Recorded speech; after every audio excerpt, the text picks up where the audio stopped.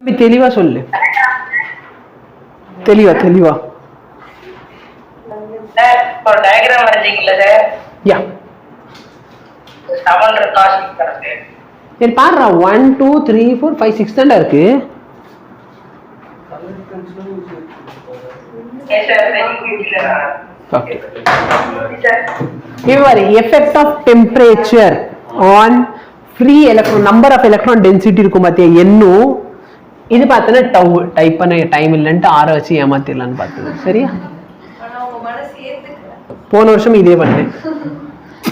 போன வருஷம் ஏமாத்திட்டீங்களா? போன வருஷம் இதே பண்ணேன். சரியா? உடனே இல்ல போன வருஷம் நான் உங்கள்ட்ட சொல்லணும் அண்ணா நாங்க உங்க ஃபேவரட் ஸ்டூடெண்ட்ஸ் நான் உடனே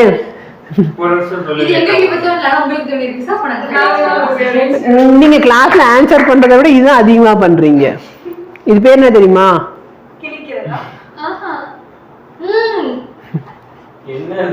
ஜிங் ஜிங்.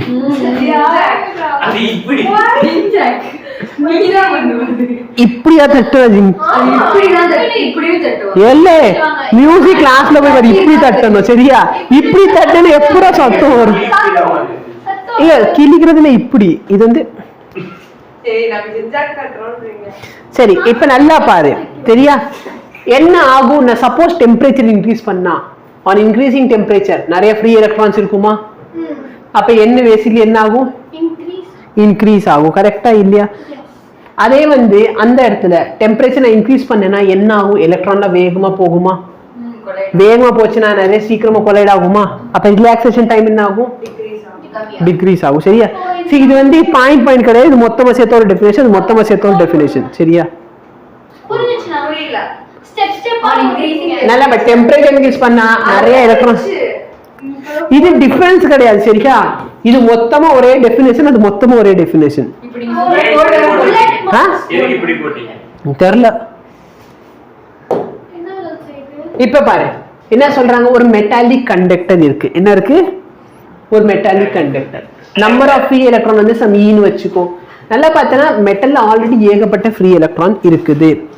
டெம்பரேச்சர் இன்க்ரீஸ் பண்ணால் சரியா? டெம்பரேச்சர் இன்க்ரீஸ் பண்ணா எனக்கு ரெசிஸ்டன்ஸ் என்ன ஆகும்னா இன்க்ரீஸ் ஆகும். ரெசிஸ்டன்ஸ் என்ன ஆகும்? இன்க்ரீஸ் ஆகும். ஏன்னா ரெசிஸ்டிவிட்டியோட ஃபார்முலா என்ன பார்த்தோம்?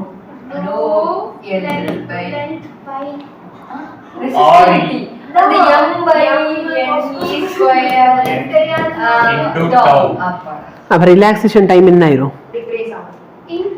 டெம்பரேச்சர் கூட்டினா வேகமா போய் டம்னு மோதுமா? அப்ப என்ன ஆகும்? டிக்ரீஸ் ஆகும்னு சொன்னீங்க. சரி பரவாயில்ல விட்டு. சரி ஓகே. அப்ப டிக்ரீஸ் ஆகுமா? டிக்ரீஸ் ஆச்சுன்னா இது என்ன ஆகும்? அதே மாதிரி என்ன வந்து அதுக்கு ஏத்த மாதிரி இருக்கும். புரியுதா? சோ என்ன சரி இப்போ உனக்கு தோணும் என்ன ஆகும்?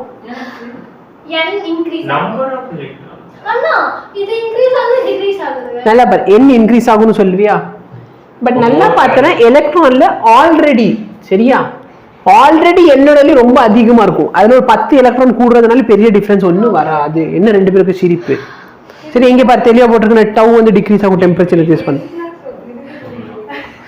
சரியா? இதெல்லாம் விட்டு நான் எப்படி ஞாபகம் வச்சிருப்பேன்? R is equal to என்ன? டெம்பரேச்சர் இன்க்ரீஸ் பண்ண லென்த் என்ன ஆகும்? இன்க்ரீஸ் ஆகும். பார்த்தோமா? என்ன பார்த்தோம்? Linear coefficient of thermal expansion பார்த்தோமா? Delta L by L is equal to some alpha delta T படிச்சோமா? அப்ப லென்த் என்ன ஆகும்? லென்த் இன்க்ரீஸ் ஆச்சுன்னா ரெசிஸ்டன்ஸ் என்ன ஆகும்? இப்ப சொல்லி நான் இன்க்ரீஸ் தான் சொன்னேன். உங்களுக்கு அது டிக்ரீஸ்னு கேட்டுச்சு. அப்ப நல்லா பாரு. இதுவும் கிராஃப் வந்து very very very very important. Temperature increase பண்ணா ரெசிஸ்டன்ஸ் ஆஃப் த கண்டக்டர் என்ன ஆகும்? இன்க்ரீஸ் ஆகும். புரியுதா? புரியுதா? நல்லா பாரு. 0 ல இருந்து 150 போறதுக்குள்ளே ரெசிஸ்டன்ஸோட வேல்யூ எவ்வளவு இன்க்ரீஸ் ஆயிருக்கு? 0.4 வரைக்கும் இன்க்ரீஸ் ஆகுது. புரியுதா என்ன சொல்றேன்ட்டு? டெம்பரேச்சர்ல வெறும் 150 டிகிரி சேஞ்ச் பண்ணாலே எவ்வளவு இன்க்ரீஸ் ஆயிருக்கு? ஆமாண்டா கெல்வின் அந்த டெம்பரேச்சர். சரியா? அப்ப 0.4 வரைக்கும் இன்க்ரீஸ் ஆயிருக்கு. நெக்ஸ்ட் பார்த்தீங்கன்னா செமிகண்டக்டர். செமிகண்டக்டர் வந்து உல்டாவா பிஹேவ் பண்ணும். சரியா? செமிகண்டக்டர்ல temperature increase number of free electron increase ஆகுமா? கரெக்டா இல்லையா? Number of free electron increase ஆகும். Number of free electron increase ஆச்சுன்னா கரண்ட் ஆட்டோமேட்டிக்கலி இன்க்ரீஸ் ஆயிரும். கரண்ட் இன்க்ரீஸ் ஆச்சுன்னு சொன்னா ரெசிஸ்டன்ஸ் என்ன ஆகும்? அதனால யூசுவலி என்ன நடக்கும்? டெம்பரேச்சர் இன்க்ரீஸ் பண்ணா ரெசிஸ்டன்ஸ் இன்க்ரீஸ் ஆகும். ஆனா இங்க என்ன நடக்குது? டெம்பரேச்சரை நான் இன்க்ரீஸ் பண்றேன், அதனால தான் இதுக்கு வந்து நெகட்டிவ் டெம்பரேச்சர் கோஎஃபிஷியன்ட் அப்படின்னு சொல்லுவோம். என்ன சொல்லுவோம்? நெகட்டிவ் டெம்பரேச்சர் கோஎஃபிஷியன்ட்னா நான் ஒன்னு இன்க்ரீஸ் பண்ண இன்னும் டிக்ரீஸ் ஆகுது. இன்டைரக்ட்லி ப்ரொபோர்ஷனல் கிடையாது. சரியா? நெகட்டிவ் டெம்பரேச்சர் கோஎஃபிஷியன்ட் அது கிராஃப் நான் காட்டுறேன். சரியா? இப்படி இருக்குது. சரியா? நல்லா பாரு, நான் டெம்பரேச்சர் இன்க்ரீஸ் பண்ண ரெசிஸ்டன்ஸ் என்ன ஆகுது? இதனால தான் நம்ம பெட்டரா என்ன யூஸ் பண்ண ஆரம்பிச்சிருவோம்? செமிகண்டக்டர் யூஸ் பண்றோம்.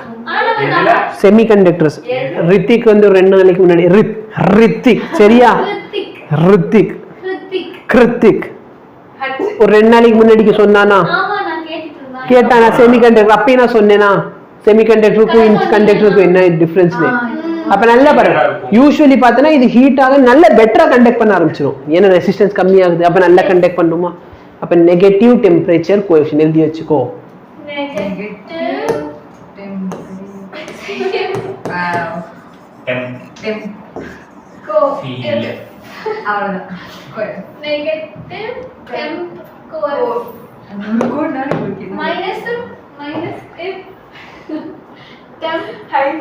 ஹைவே டெம்பே கோயிஃபி கொஞ்சமாவது இங்கிலீஷ் அட்ஜஸ்ட் பண்ணிக்கோடா. லவ் பண்ண எல்லாத்தையும் அட்ஜஸ்ட் பண்ணிக்கிறீங்க, நான் வந்து அதை ஹைவ்னு சொல்ல அட்ஜஸ்ட் பண்ண முடியும். முகேஷ் ஐட்டம் நான் நிறைய அட்ஜஸ்ட் பண்ணிருக்கேன். ஐட்டம் போவா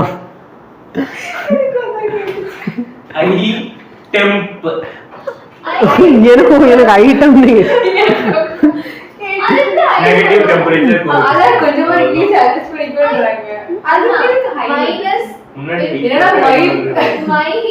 சரி, இது புரிஞ்சா? அப்ப புரியலையா? சரி, செமிகண்டக்டருக்கும் சரி இன்சுலேட்டருக்கும் சரி நெகட்டிவ் டெம்பரேச்சர் கோஎஃபிஷியன்ட். ஓகேவா? அப்ப டெம்பரேச்சர் இன்க்ரீஸ் ஆச்சுன்னா அது பெட்டர் கண்டக்டரா பிஹேவ் பண்ணுவாங்க. சரியா? இது பார்த்தா ஃபைனலி நிக்ரோம் மாதிரி அலாய். என்னது? அலாய். அலாய் பார்த்திருக்கியா? இங்கதான் எங்கேயோ கலக்கும். சரியா? Nichrome wire. சரியா? இந்த ஃபிலமெண்ட்ல யூஸ் பண்ண டங்ஸ்டன் வயரா இருக்கட்டும், இல்லைன்னா இந்த மேக்னீன் அண்ட் கான்ஸ்டன்ட் வயர், இது எல்லாமே பார்த்தோன்னா உன்னோட மீட்டர் பிரிட்ஜ்லயும் சரி, சரியா, உன்னோட மீட்டர் பிரிட்ஜ்லயும் சரி, அதுக்கப்புறம் பொட்டன்ஷியல் மீட்டர்லயும் சரி இந்த ஒயர் யூஸ் பண்ணுவாங்க. அப்போ உன்கிட்ட ஒய் வேலை நீ ஒரு கேள்வி எதிர்பார்க்கலாம். Why are manganin and constantan used as wire for the meter bridge and potentiometer. சரியா? because they are alloy meter bridge வரப்ப சொல்லுவாங்க. அது வந்து alloy. Very good. வேற என்ன? இப்போ நல்லா பாரு, resistivity, high melting, நல்லா பாரு, நல்லா பாரு. அது வந்து ஹையா, ரொம்ப ஹையா melting point, low melting point. high தான் படிச்சிருக்கோம். high எப்படின்னா கொஞ்சம் லேட்டரா நடத்து உனக்கு. சரியா? எப்படியும் அது லேட்டரா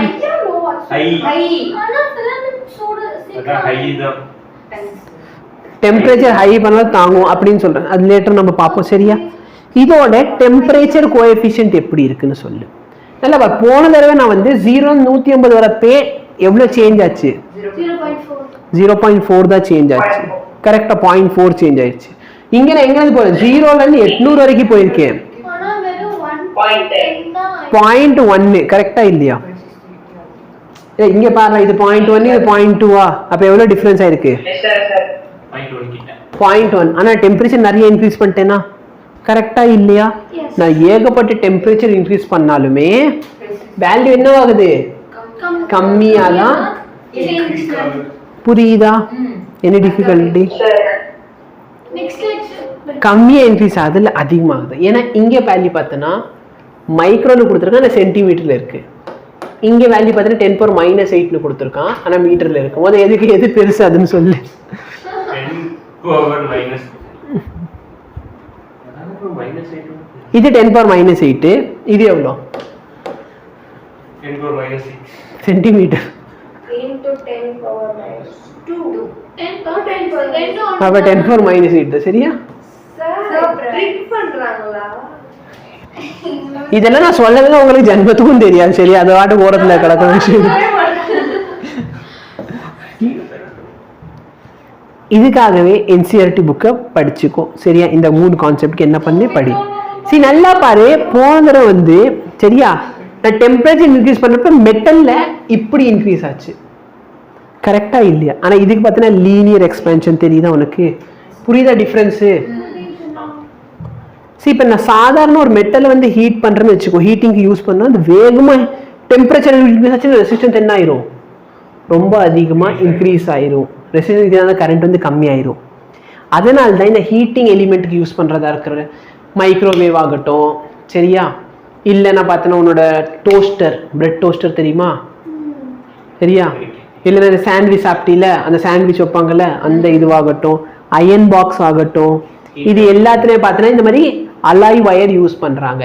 ஏன் அலாய் வயர் யூஸ் பண்ணுறாங்க? ஏன்னா நான் டெம்பரேச்சர் யூஸ் பண்ணால் பெருசாக அவங்கள்ட்ட பாதிப்பு இருக்காது, ஆனால் கண்டக்டர் வந்து பாதிப்பு காமிச்சிடும். புரியுதா? புரியுதா? இது conductor, but alloy. What is alloy? Mixture of some conductors. ஓகேவா? So for example, nichrome is made up of what?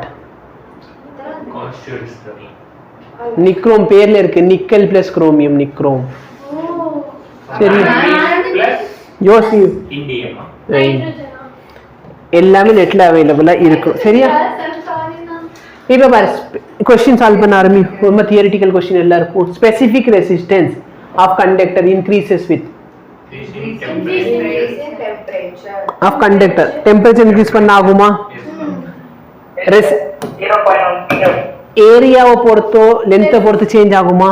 ஆகாது. Specific resistivity is independent. Resistivity பார்த்தனா m/ne² டவு. கரெக்டா? இது வந்து ஏரியா இருக்கா? n இருக்கா? சரியா? ஸோ ஏரியா கிடையாது, அந்த ஃபார்முலா இல்லை. அப்போ நல்லா பார்த்தனா, அப்போ உனக்கு தோணும் டெம்பரேச்சரும் இல்லையே. அவர் நல்லா பார்த்தனா டெம்பரேச்சர் நான் இன்க்ரீஸ் பண்ண இந்த இடத்துல ஒரு பாதிப்பு இருக்குமா? இது கம்மியாச்சுன்னா ஆட்டோமேட்டிக்லி இது. புரியுதா? அதுக்கு தான் போன லெக்சர் அட்டெண்ட் பண்ணியிருக்கணும்.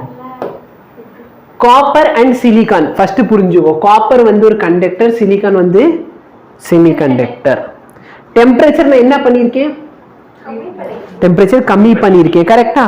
அப்ப ரெசிஸ்டிவிட்டி என்ன இருக்கும்? காப்பருக்கு டெம்பரேச்சர் கம்மி ஆயிடுச்சுன்னா கம்மி ஆகும். வெரி குட், டிக்ரீசஸ் இன் காப்பர். ஆனா சிலிகான் வந்து என்னது? செமிகண்டக்டர். சரி, அப்போ உல்டாவா பிஹேவ் பண்ண, டெம்பரேச்சர் கம்மி பண்ணா இன்க்ரீஸ் ஆயிருக்கும். ஆப்ஷன் ஏ வந்து